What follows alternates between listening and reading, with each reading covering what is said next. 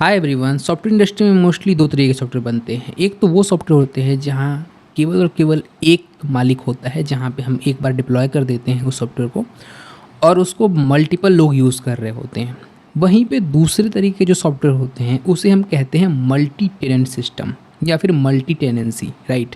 तो आज का ये वीडियो रहने वाला है हमारा मल्टी टेनेंट सिस्टम के बारे में, जहाँ पे मैं आपको एंड टू एंड बताने वाला हूँ कि एक्चुअल में ये मल्टी टेनेंट सिस्टम क्या है और कितने तरह के मल्टी टेनेंसी होते हैं, राइट।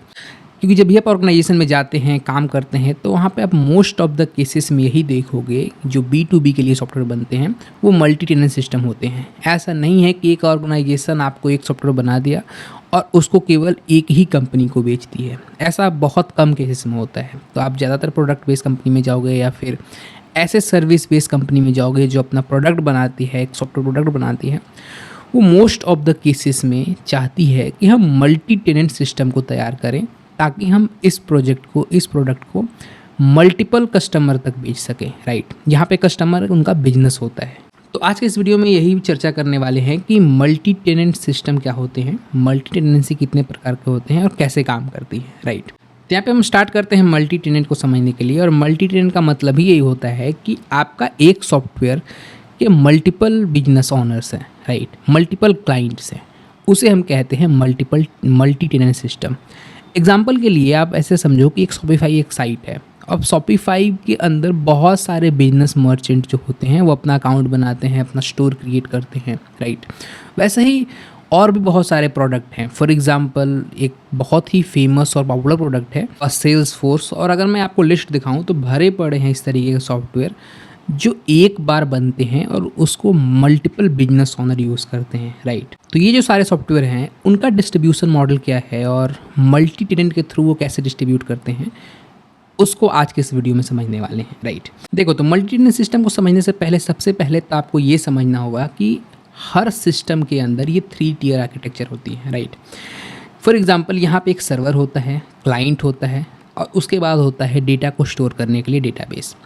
अब जब आप मल्टी टेनेंट सिस्टम बनाते हैं तो इसे डिस्ट्रीब्यूट करने का, इसे बनाने के अलग अलग तरीके हैं, अलग अलग पर्सपेक्टिव है और हर पर्सपेक्टिव का एक अपना प्रो और कॉन्स है, राइट। हम ये डिसाइड करना होता है कि कौन सा तरीका बेहतर है, कौन सा डिस्ट्रीब्यूशन मॉडल बेहतर है हमारे मल्टी टेनेंट सिस्टम के लिए, राइट। फॉर एग्जाम्पल अगर आप एक बैंक का सॉफ्टवेयर बना रहे हो तो आप नहीं चाहोगे, मोस्ट ऑफ द केसेस में जो बड़े बैंक्स होते हैं वो कोशिश करते हैं कि अब इस तरीके के सॉफ्टवेयर को, ये 3 टियर पूरा जो आर्किटेक्चर है वो इन हाउस डिप्लॉय करें, राइट। फॉर एग्जांपल एक SBI बैंक है, PNB बैंक है। अगर आप इनके लिए सॉफ्टवेयर बनाते हो या फिर एक जेनरिक सा सॉफ्टवेयर बनाते हैं जो बैंक के ऊपर काम करता है, जो बैंकिंग सर्विसेज को रन करती है, तो मोस्ट ऑफ द केसेस में वो जो सर्विसेज होंगी वो बैंकिंग सर्विसेज डिप्लॉयड होंगी उनके इंफ्रास्ट्रक्चर पे, PNB के इंफ्रास्ट्रक्चर पे, SBI के इंफ्रास्ट्रक्चर पे, राइट। इस तरीके का जो डिस्ट्रीब्यूशन मॉडल होता है इसके अपने प्रो हैं, अपने कॉन्स हैं। तो यहाँ पे हम करते क्या हैं कि अलग अलग टेनेंट के लिए ये पूरा का पूरा जो सॉफ्टवेयर है वो उसका एक रेप्लिका डिप्लॉय कर देते हैं, राइट। फॉर एग्जांपल ये टेनेंट A के लिए है, ये टेनेंट B के लिए है। तो अलग अलग जो टेनेंट होंगे, अलग अलग यहाँ पे जो बिजनेसेस होंगी, उनके हिसाब से हम इन पूरे सिस्टम को डिप्लॉय कर देंगे, राइट। फॉर एग्जांपल ये बिजनेस 1 के लिए है, ये बिजनेस 2 के लिए है और ये जो पूरा आर्किटेक्चर है वो सेपरेट रहता है एक बिजनेस से दूसरे बिजनेस के लिए, राइट। अब इस तरीके का जो सॉफ्टवेयर डिस्ट्रीब्यूशन मॉडल है ये भी काफ़ी पॉपुलर है और कई केसेस में इसकी रिक्वायरमेंट होती है, राइट। ऐसा हम नहीं कह सकते कि ये डिस्ट्रीब्यूशन मॉडल बेकार है। अगर आप मल्टी टेनेंट सिस्टम बनाते हो और ये डिस्ट्रीब्यूशन मॉडल नहीं देते हो तो आप एक बहुत ही अच्छा काम कर रहे हो या फिर आप एक वेल मेंटेन सॉफ्टवेयर बना रहे हो। सॉफ्टवेयर बनाने का जो मेन पर्पस होता है, जो मेन स्ट्रेटजी होती है, उसको न केवल बनाना होता है बल्कि कैसे हम अलग अलग बिजनेसेस तक पहुंचा सके, कैसे उसका डिस्ट्रीब्यूशन मॉडल सेट कर सकें और कौन कौन से डिस्ट्रीब्यूशन मॉडल के ऊपर आपका सॉफ्टवेयर रन कर रहा है, ये सारी चीज़ें निर्भर करती हैं, राइट। तो अगर आप इस तरीके के सॉफ्टवेयर को बेचते हो तो इस तरीके के सॉफ्टवेयर को मेंटेन करना एक बड़ी बात है, राइट। ये इसके कॉन्स में आते हैं। मेंटेनेबिलिटी बढ़ जाती है क्योंकि अगर आप इन हाउस डिप्लॉयमेंट कराओगे तो आपको पूरा का पूरा इंफ्रास्ट्रक्चर मैनेज करना पड़ेगा, राइट। आपको डाउन टाइम देखना पड़ेगा, आपको स्केलिंग मैनेज करनी पड़ेगी कि जब यूज़र ज़्यादा आते हो तो उसको कैसे स्केल करते हैं, जब यूज़र कम आते हो तो डाउन स्केल करते हैं।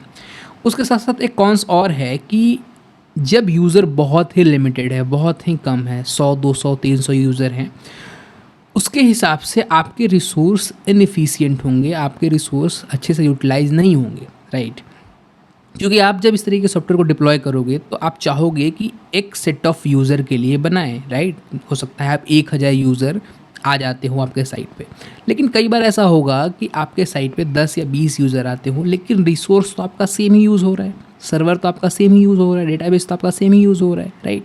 तो इस तरीके के जो सिस्टम के डिप्लॉयमेंट होते हैं, जहाँ पे हम डेडिकेटेड डिप्लॉय करते हैं एक पूरे के पूरे बिजनेस के ऊपर एक अपने सॉफ्टवेयर को, वहाँ पे ये चैलेंजेस हैं।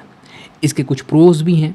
प्रोज ये है कि डेटा सिक्योरिटी बढ़ जाती है हमारी। ये डेटा सिक्योरिटी बढ़ने का मतलब ये है कि हम जो डेटाबेस है वो इन हाउस रख रहे हैं, राइट। हम डेटाबेस को किसी थर्ड पार्टी कंपनी को उसके साथ शेयर नहीं कर रहे हैं।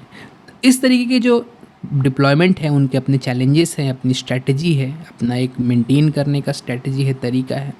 और बिजनेसेस अपने सिवियरिटी के हिसाब से, अगर उनको डेटा सिक्योरिटी ज़्यादा इंपॉर्टेंट है या फिर वो खुद मैनेज कर सकती हैं इस तरीके के सॉफ्टवेयर को, तो वो चाहती हैं कि हम इन हाउस डिप्लॉय करें, राइट।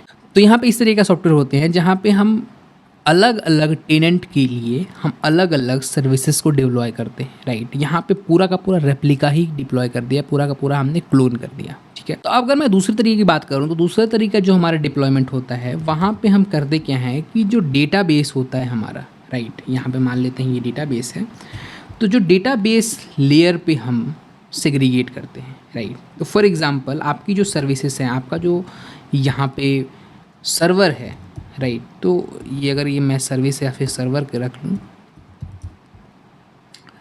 तो आपका जो ये सर्वर है वो सर्वर तो यहाँ पे सेम ही यूज़ हो रहा होगा, लेकिन हम डीबी लेवल पे रेप्लिकेट कर देंगे, राइट। तो यहाँ पे आप देख सकते हो कि मैंने डीबी लेवल पे रेप्लिकेट कर दिया है। और जो भी यहाँ पे बिजनेसेस आएंगे, जो भी यूजर्स यहाँ पे आएंगे, तो फॉर एग्जांपल यहाँ पे एक बिजनेस 1 आ रहा है, तो ये बिजनेस 1 के लिए हमारे पास जो कस्टमर हैं वो बिजनेस 1 के डेटाबेस से कनेक्शन बनाएंगे, राइट। तो यहाँ पे अब मैंने जैसे कि एग्जांपल ले लिया है, तो ये बिजनेस 1 इस सर्वर से कनेक्ट करता है। अब बिजनेस 1 का एक अपना डेडिकेटेड डेटाबेस है, तो यहाँ पे एक बिजनेस 1 मान लेते हैं, तो ये बिजनेस 1 ले लिया हमने। उसके बाद यहाँ पे हो गया बिजनेस 2, तो इसको मैं नाम चेंज कर लेता हूँ, तो ये बना दिया मैंने बिजनेस 2। उसके बाद मैंने बना दिया यहाँ पे बिजनेस 3, तो यहाँ पे हो गया बिजनेस 3। तो अलग अलग लेयर पे हमने डेटाबेस का सेग्रीगेशन कर दिया।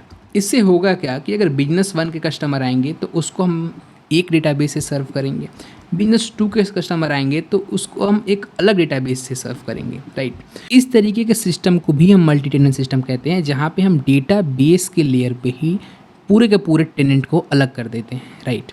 अब एक टेनेंट का डेटा यहाँ पे स्टोर होगा, दूसरे टेनेंट का डेटा यहाँ पे स्टोर होगा, तीसरे टेनेंट का डेटा यहाँ पे स्टोर होगा, ठीक है। जब एक टेनेंट का यूज़र आएगा, मान लेते हैं बिजनेस 1 टेनेंट का यूज़र आता है या बिजनेस 1 आता है, तो उसको इस डेटाबेस के हिसाब से उसके जो सारे जो ऑर्गेनाइजेशंस की जो डिटेल्स होंगी या फिर जो सारे डेटा होंगे वो दिख देंगे, राइट। तो वैसे यूज़र 2 आता है, तो यूज़र 2 के हिसाब से हम दूसरे डेटाबेस से सर्व करते हैं। अब इन तरीके के सिस्टम्स के भी अपने प्रो और कॉन्स हैं, राइट। क्योंकि ऐसा नहीं होता कि कोई भी आप सिस्टम डिप्लॉयमेंट स्ट्रेटजी बनाते हो, कोई भी आप डिस्ट्रीब्यूशन मॉडल बनाते हो अपने सॉफ्टवेयर का, उस डिस्ट्रीब्यूशन मॉडल के प्रोज ही प्रोज हो, राइट। आपको ये चूज़ करना होता है यहाँ पे कि कौन सा डिस्ट्रीब्यूशन मॉडल हमारे लिए बेहतर है ना। इस मल्टी टेनेंट स्ट्रैटेजी में हम डेटाबेस के लेयर पे, क्योंकि डेटाबेस को अलग कर रहे हैं, तो हम डेटा को सेपरेट कर देते हैं एक टेनेंट से दूसरे टेनेंट में, राइट। यहाँ पे कोई भी डेटा शेयर नहीं हो रहा है एक टेनेंट से दूसरे टेनेंट में। फॉर एग्जांपल ये बिजनेस 1 है, उनका डेटाबेस है, बिजनेस 2 है, उनका डेटाबेस है, दोनों का डेटाबेस लेवल पे चीज़ें अलग हैं, तो उसको हम तरीके से मैनेज कर सकते हैं। अब इसके जो कॉन्स हैं, फॉर एग्जांपल जो बिजनेस 2 है उसका हमने डेडिकेटेड डेटाबेस डाल दिया, ठीक है। ऐसा हो सकता है कि बिजनेस 2 बहुत ही छोटा हो, बहुत लिमिटेड बिजनेसेस कर रहा हो, उसके पास बहुत लिमिटेड बिजनेसेस हैं। तो इस केसेस में क्या होगा कि बिजनेस 2 का जो डेटाबेस है उसका 100% यूटिलाइजेशन ही नहीं होगा, राइट। हो सकता है उसके यूजर बहुत कम है, तो जो हमने डेडिकेटेड डिप्लॉयमेंट किया है डेटाबेस का, उसका यूटिलाइजेशन लो हो जाए। आप रिसोर्स को अनयूटिलाइज छोड़ रहे हो, राइट। क्योंकि ये डेटाबेस 10 यूज़र को हैंडल करने के लिए नहीं बना है, तो इस तरह के सिस्टम के अपने प्रो और कॉन्स है, क्योंकि जैसे कि मैंने यहाँ पे डीबी को सेग्रीगेट कर दिया और सेग्रीगेट करने से ये हुआ कि हमारी सिक्योरिटी बढ़ गई। हम दूसरे टेनेंट के साथ अपने डेटाबेस को शेयर नहीं कर रहे हैं, हमारा अपना एक डेडिकेटेड डेटाबेस है। हमारा सर्वर सेम ही है, हम सर्वर लेवल पे राउट कर लेते हैं डेटाबेस को, राइट। तो फॉर एग्जांपल यहाँ पे अगर बिजनेस वन का यूज़र आता है तो बिजनेस वन के हिसाब से वो डेटाबेस से डेटा फेच करेगा और वहाँ पे शो करेगा या दिखेगा हमारे पास। तो वैसे ही यहाँ पे बिजनेस टू का यूज़र आता है तो सर्वर हमारा राउट कर लेता है बेस्ड अपॉन कौन सा डिप्लॉयमेंट है और कौन सा यूज़र या कौन से बिजनेसेस को विज़िट कर रहे हैं, राइट।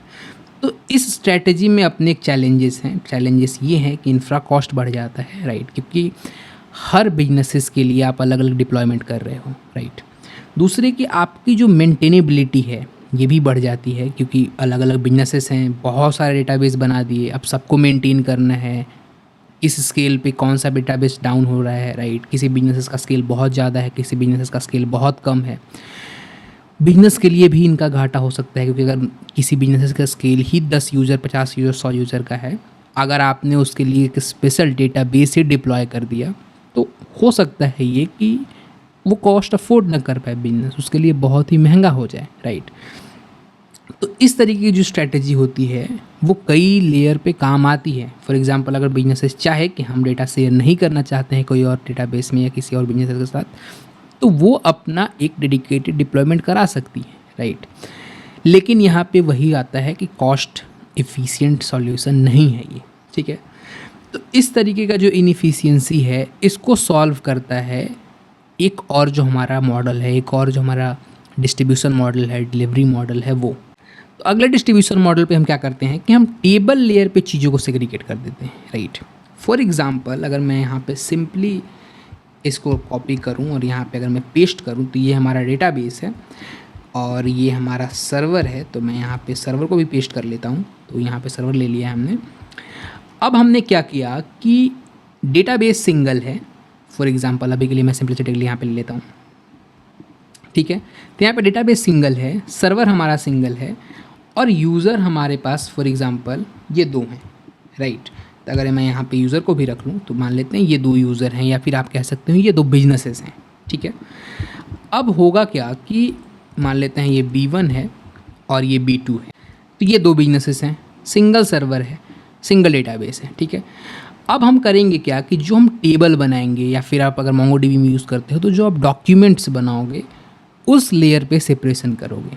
इसका मतलब क्या हुआ कि फॉर एग्जांपल आप एक यूज़र का टेबल बनाते हो, राइट, क्योंकि हर बिजनेसेस के अंदर यूज़र्स होंगे, हर बिजनेस का एक लॉगिन अकाउंट होगा, तो उसके लिए आप यूज़र का टेबल बनाते हो।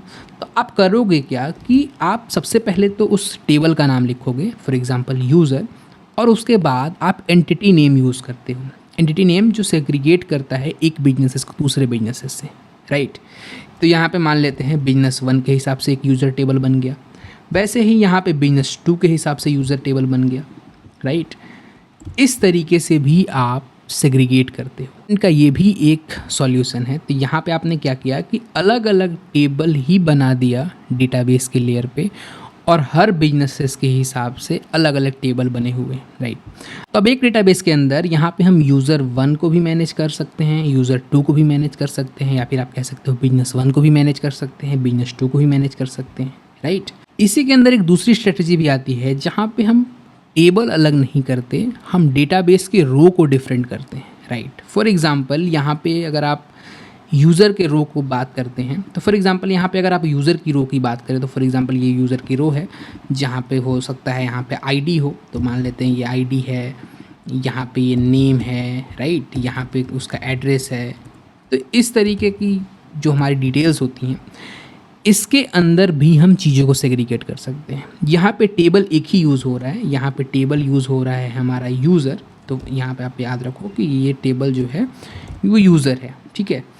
अब इस यूज़र टेबल के अंदर हम रो लेवल पे सेग्रीगेट करते हैं और रो लेवल पे सेग्रीगेट करने का मतलब ही यही है कि हम जो एंटिटी है वहाँ पे मान लेते हैं यहाँ पे एक चीज़ और एड्रेस रख लेते हैं।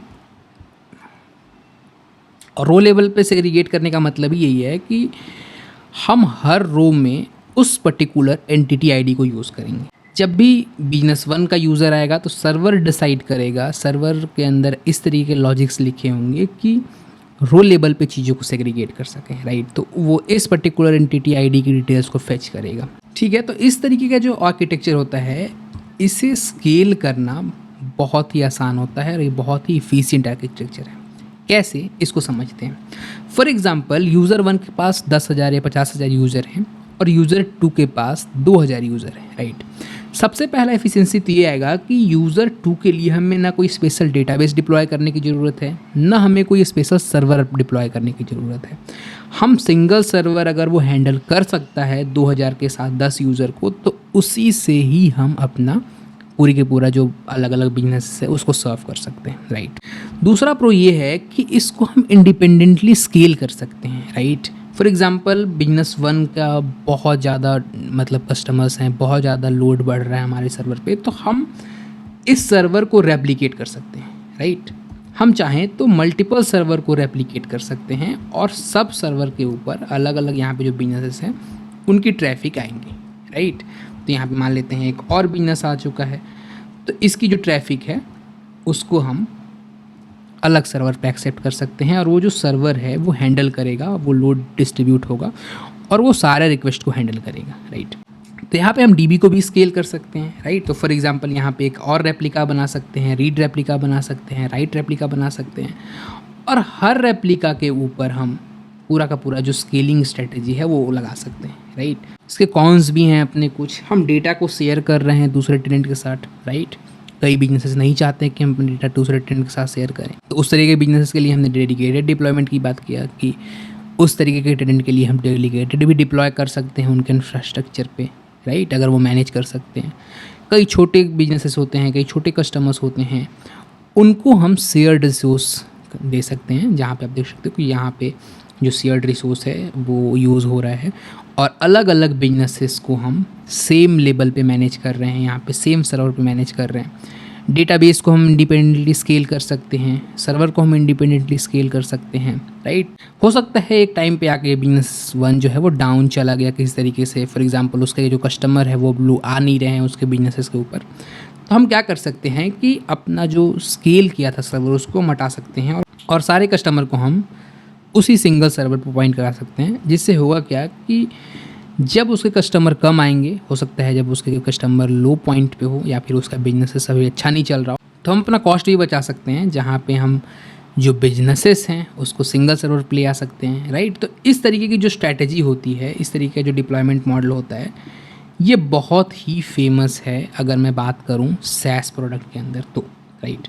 जो भी सैस आप देखते हो, राइट, अगर मैं यहाँ पे एग्जांपल लूँ तो कुछ सैस के बारे में, जैसे सेल्सफोर्स एक सैस है, शॉपिफाई एक बहुत ही फेमस सैस है, राइट। तो इस तरीके के बिजनेस मॉडल पे वो लोग ज़्यादातर काम करते हैं।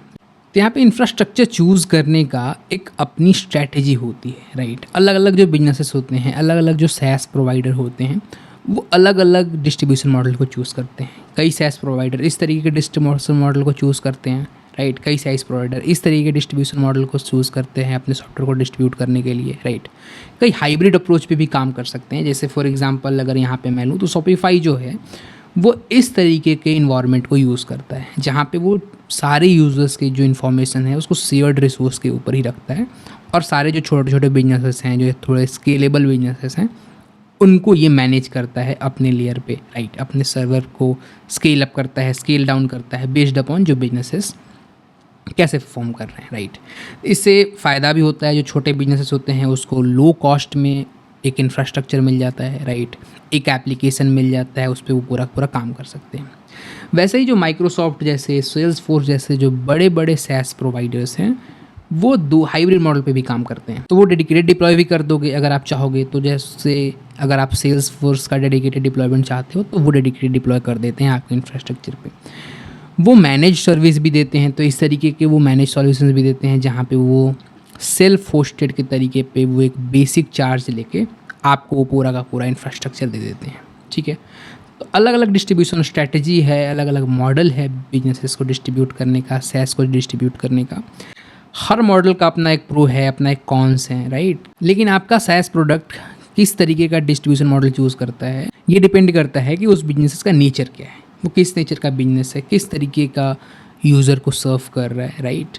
तो बड़े जो कॉरपोरेशन यूज़र को सर्व कर रहा है, हो सकता है वो डेडिकेटेड डिप्लॉय कराना चाह रहे हो। छोटे छोटे जो बिजनेसेस होते हैं अगर उनको सर्व कर रहा है, छोटे छोटे यूज़र्स, छोटे छोटे मर्चेंट को सर्व कर रहा है, तो हो सकता है वो सेपरेट अपना सर्वर या डेडिकेटेड डिप्लॉयमेंट ना करके वो शेयर्ड रिसोर्स ही रखें। वो डीबी लेयर पे सेग्रीगेट कर सकें, राइट। वो टेबल लेयर पे सेग्रीगेट कर सके, वो रो लेवल पे सेग्रीगेट कर सके यूज़र को, ठीक है। तो इस तरीके का जो डिप्लॉयमेंट मॉडल होता है, डिस्ट्रीब्यूशन मॉडल होता है, वही फेमस होता है मल्टी टेनेंट सिस्टम के लिए। तो मुझे उम्मीद है कि आपको ये चीज़ें समझ में आएंगी कि मल्टी टेनेंट सिस्टम कैसे हम डिस्ट्रीब्यूट करते हैं। जो बड़ी बड़ी कंपनियां होती हैं जो अपने प्रोडक्ट को बेचती हैं, अपने सैस बिजनेसेस के ऊपर पूरा का पूरा उनका बिजनेस रन कर रहा है, वो किस तरीके से अपना जो सॉफ्टवेयर है वो डिस्ट्रीब्यूट करती हैं अलग अलग बिजनेसेस के ऊपर या फिर अलग अलग यूज़र्स को, ठीक है। मुझे उम्मीद है कि आपको ये मल्टी टेनेंट सिस्टम समझ में आया होगा कि मल्टी टेनेंट सिस्टम कैसे काम करता है और कौन कौन सी स्ट्रैटेजी होती है, ठीक है। फिलहाल के लिए इस वीडियो में इतना ही। Thank you for watching this video.